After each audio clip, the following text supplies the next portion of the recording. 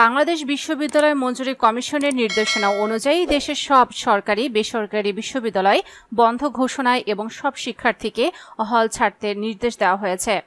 এর প্রতিবাদে ঢাকা বিশ্ববিদ্যালয়, জাহাঙ্গীরনগর বিশ্ববিদ্যালয় ও শাহজালাল বিজ্ঞান ও প্রযুক্তি বিশ্ববিদ্যালয়ের শিক্ষার্থীরা উপাচার্য, শিক্ষক ও কর্মচারীদের ক্যাম্পাস ত্যাগ করতে নোটিশ দিয়েছে। বুধবার বিশ্ববিদ্যালয় বন্ধের সিদ্ধান্ত জানানোর পরে তারা এমন নোটিশ দেন।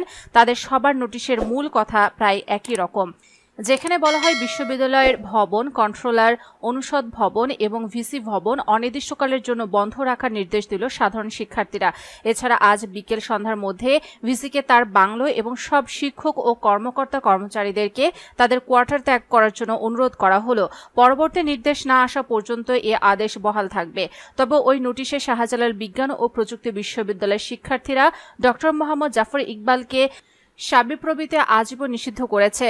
আর জাবি শিক্ষার্থীরা হামলার ঘটনায় নিষ্ক্রিয় ভূমিকা পালন করা শিক্ষক, কর্মচারী ও শিক্ষার্থীদের আজীবনের জন্য নিষিদ্ধ ঘোষণা করেছে।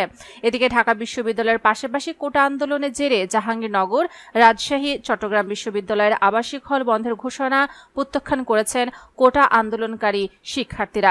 আন্দোলনকারীরা স্লোগান দিতে থাকে, হল ছাড়ার সিদ্ধান্ত মানব না, হল আমার বাসঘর, হল আমি ছাড়ব না। এদিকে শিক্ষার্থীদের আন্দোলনের মুখে জগন্নাথ বিশ্ববিদ্যালয়ের বঙ্গমাতা শেখ ফজিলাতুন্নেসা মুজিব হল বন্ধের সিদ্ধান্ত প্রত্যাহার করে নিয়েছে কর্তৃপক্ষ। বুধবার দুপুরে হল প্রভোস্ট অধ্যাপক ডক্টর দীপিকা রানী বিষয়টি নিশ্চিত করেছেন। তিনি বলেন, যারা হলে থাকতে চায় তারা থাকতে পারবে, আর যারা থাকতে চায় না তারা চলে যেতে পারবে। হলের গ্যাস, পানি, বিদ্যুৎ স্বাভাবিক থাকবে।